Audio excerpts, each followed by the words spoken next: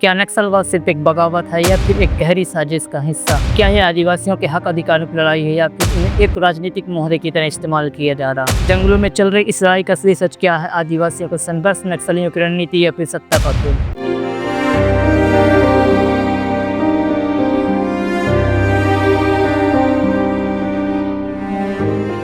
दोस्तों जय भीम जोहार। भारत के आदिवासी को करीब से जानने वाले जानते हैं, ये जंगल सिर्फ पेड़ पौधे का घर नहीं है, ये उन लोगों की जिंदगी है जो सदियों से यहाँ बसे हुए हैं, भारत के आदिवासी। लेकिन इन शांत जंगलों में एक कहानी गूंजती है, नक्सलवाद की। यह कहानी संघर्ष की, शोषण की और एक ऐसी लड़ाई की है जो आज भी अनसुलझी है। जी हाँ दोस्तों, नक्सलवाद को इंडिया का बिगेस्ट थ्रेट के रूप में बोला जाता है, लेकिन यह सिर्फ हिंसा की कहानी है या इसके पीछे कुछ और भी है? शायद एक ऐसी पीड़ा जिसे हर किसी ने अनदेखा कर दिया।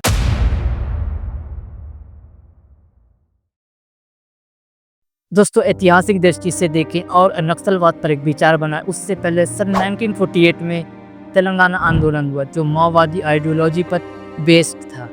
तेलंगाना आंदोलन एक ऐसा संघर्ष था जिसने भारतीय इतिहास को न केवल प्रभावित किया बल्कि बाद के दशकों में नक्सलवाद जैसी सशस्त्र विचारधारा की नींव रखी। यह सिर्फ जमींदारों और किसानों के बीच की लड़ाई नहीं थी, बल्कि यह शोषण, अन्याय और सत्ताधारी वर्ग के विरुद्ध जन आंदोलन था। तेलंगाना उस समय हैदराबाद रियासत का हिस्सा हुआ करता रहा। तब वहाँ के किसानों पर जमींदारों और निजाम की सेना का भारी शोषण था, जो एक सामंती व्यवस्था थी जहाँ किसानों को अपनी ही जमीन पर गुलामी करनी पड़ रही थी।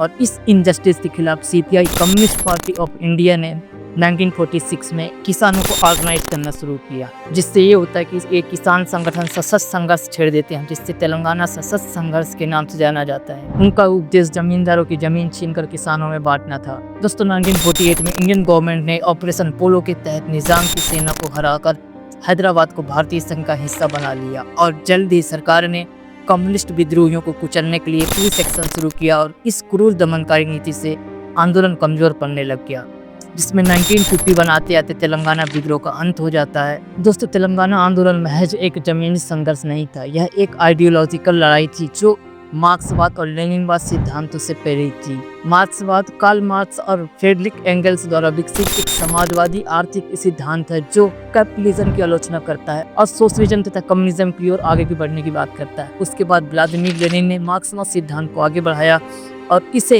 प्रैक्टिकली रूप से इम्प्लीमेंट करने के लिए नई रणनीति विकसित की, जिसे आज रूसी क्रांति के जनक के रूप में जाना जाता है। दोस्तों मार्क्सवाद और लेनिनवाद पर किसी सेपरेट वीडियो पर डिस्कस कर लेंगे, फिलहाल हम आज के टॉपिक पर वापस आते हैं। दोस्तों 1951 में तेलंगाना विद्रोह खत्म होने के बाद भी इसकी चिंगारी माओवादी विचारधारा के रूप में जिंदा रही, जो आगे चलकर 1967 में पश्चिम बंगाल के नक्सलवादी आंदोलन के रूप में उभरी और पूरे देश में फैल गई।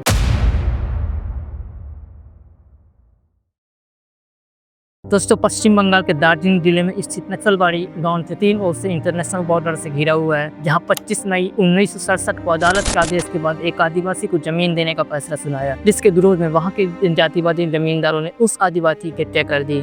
इससे आदिवासी समुदाय आक्रोशित होकर उन जमींदारों पर हमला कर देते हैं। इतना ही नहीं, चाय बागान पर मजदूरों के साथ हो रहे शोषण के खिलाफ कुछ नौजवानों ने आवाज उठाई और यहाँ से शुरू होता है नक्सलवाड़ी का आंदोलन, जो सिर्फ एक क्रांति नहीं बल्कि एक गहरी पीड़ा की अभिव्यक्ति थी शोषण के खिलाफ, चल जंगल जमीन के लिए, जिसमें माओवादी, कम्युनिस्ट पार्टी के नेता चारू मजूमदार, कानून सन्याल और जंगल संथाल आदिवासी किसान की हत्या पर पुलिस के ऊपर हमला कर देते हैं। ये तीनों नेता माओ से तुंग से इंस्पायर होकर सशस्त्र विद्रोह किया, इससे पूरे देश का ध्यान इनकी ओर गया। दोस्तों 20वीं शताब्दी में एक विचारधारा ने चीन का भविष्य बदल दिया। एक व्यक्ति जिसने सामंतवाद, साम्राज्यवाद और पूंजीवाद को चुनौती दी, माओ से तुंग। उनका नाम इतिहास की क्रांति में और समाजवाद के प्रतीक के रूप में दर्ज हुआ। माओ से तुंग का जन्म एक किसान परिवार में हुआ था, जिसने युवावस्था से ही चीनी समाज की असमानता को महसूस किया और मार्क्सवाद लेनिनवाद से प्रभावित होकर चीन में गुरिल्ला वार जैसी क्रांति छेड़ देते हैं और यहाँ से जन्म होता है माओवाद का, जो मार्क्सवाद लेनिनवाद का नेक्स्ट वर्जन था। चीन की परिस्थिति के अनुसार ढलाई यह विचारधारा भारत में फैलती है, जिससे एग्जाम्पल चारू मजूमदार, कानू सन्याल और जंगल संथाल जैसे कम्युनिस्ट नेता के रूप में उभरते हैं। ये 3 नाम जिन्होंने नक्सलवाड़ी आंदोलन आंदोलन को एक दिशा दी, जिसमें चारू मजुमदार का मानना था कि सशस्त्र क्रांति ही पिछड़े, शोषितों और किसानों के हक की लड़ाई का सही रास्ता है। लेकिन उस वक्त की गवर्नमेंट ने इसे देश की आंतरिक सुरक्षा के लिए खतरा माना और नक्सलवादी आंदोलन को चलने के लिए पुलिस फोर्स और सेना बल का सहारा लिया। लेकिन 1972 तक चारू मजुमदार की मौत हो चुकी थी, लेकिन क्या उनके विचार मरे? और यही वजह रहा कि उनकी वैचारिक ऊर्जा तथा माओ के दर्शन के सहारे नक्सलवादी का आंदोलन देश के अन्य इलाकों तक पहुंच जाता है।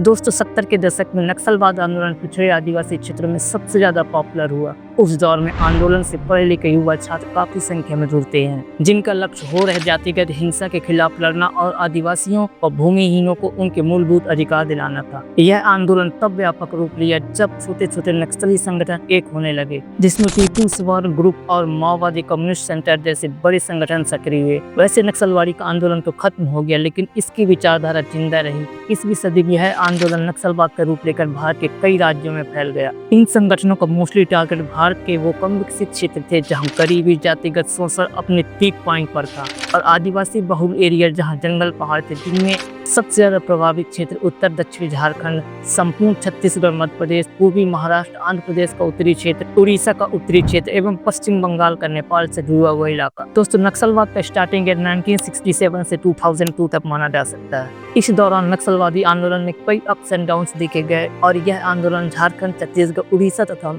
आंध्र प्रदेश तक सीमित रह जाता है। इसी दौर में मिथुन चक्रवर्ती जैसे वैचारिक दृढ़ता वाले सक्रिय कार्यकर्ता नक्सलवाद से नाता तोड़कर फिल्मी दुनिया में चले जाते हैं।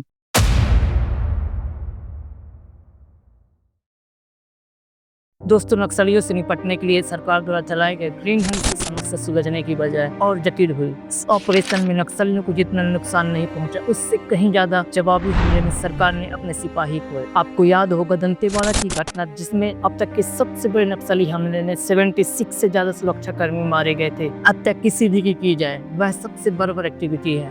हालांकि पुलिस फोर्स सब पर ड्यूटी कर रही थी, लेकिन उनमें किसी को भी चुन चुन कर मारना किसी भी हाल में न्याय संगत नहीं माना जाएगा। साथ ही पुलिस वालों को यह भी प्रेरित करने की आवश्यकता है कि वे आम जनता के मित्र की तरह ट्रीट करें। अगर पुलिस की छवि अत्याचारी की होगी तो इससे नक्सलवाद को बढ़ावा मिलेगा, न कि नक्सली घटनाओं में कमी आएगी।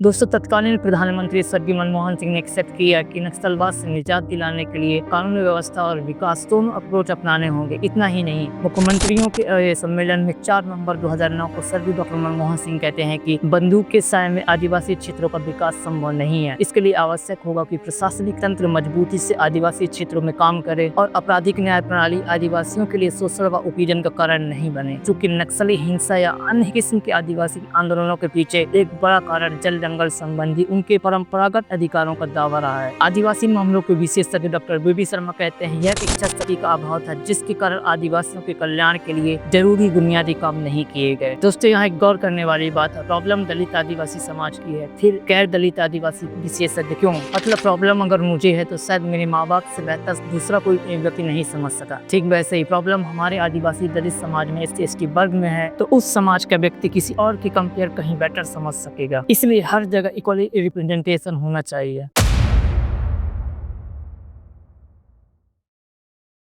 दोस्तों आज़ादी के 7.5 दशक बाद ही आदिवासियों की दशा सबसे बुरी है। विकास के नाम पर आदिवासियों को जल जंगल जमीन से बेदखल करने की पॉलिसी ने ही नक्सलवाद को मजबूत किया। आप गौर करेंगे तो देखेंगे कि नक्सलवाद उन जगहों पर सबसे ज़्यादा मजबूत हुआ जहां विकास के नाम पर सरकार ने उन क्षेत्रों को कॉर्पोरेट घरानों के हाथों में सौंप दिया। जिन आदिवासियों ने जमीन के बदले मिलने वाले मामूली मुआवजे को लेने से इनकार किया, उन्हें नक्सली समर्थक बताकर न सिर्फ जेलों में बंद कर दिया गया, बल्कि उनके घर की इज्जत को भी तार-तार किया गया। दोस्तों इस पूरे परिदृश्य पर गौर किया जाए तो साफ है कि आदिवासी समुदाय 2 बंदूक के बीच फंस कर रह गए हैं। माओवादी उन्हें पुलिस को मुखबिर होने का शक करते हैं, तो पुलिस उन्हें माओवादियों का समर्थक मानती है। ऐसे में आदिवासी समुदाय के पास 2 ही विकल्प बचते हैं, या तो बंदूक उठाकर उनका साथ दें या गाँव छोड़कर कहीं और चले जाएं। पहले से ही उपेक्षा का शिकार आदिवासियों ने अपनी जमीन छीनते देख हथियार उठा लिया, या फिर शासन प्रशासन ने आम आदमियों को नक्सलियों के खिलाफ हथियार उठाने की छूट दे दी। हालांकि मानवाधिकार आयोग ने आरोप लगाया कि यह आंदोलन गरीबों के खिलाफ सरकार समर्थित हिंसा का रूप लेते जा रहा, और छत्तीसगढ़ सरकार को न्यायालय की ओर से आदेश दिया गया कि वह मासूम आदिवासियों को नक्सली हिंसा के लिए प्रोत्साहन देना बंद करे। क्योंकि यह कानून व्यवस्था का सवाल है और इसके लिए आम लोगों के हाथों में बंदूक देकर उन्हें किसी भी व्यक्ति को मारने की अनुमति नहीं दी जा सकती। यह भारतीय दंड संहिता की धारा 302 के तहत हत्या के बराबर दंडनीय है।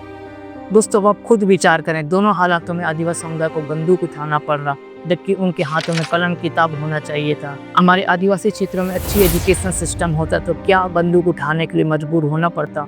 ऐसे में न जाने कितनी गरीब माताओं का आंचल सूना हुआ, सैकड़ों बहनें विधवाओं की पीड़ा झेल रही हैं। और यही प्रमुख वजह है कि आदिवासियों को उनके परंपरागत स्थानों से विस्थापित होना पड़ रहा।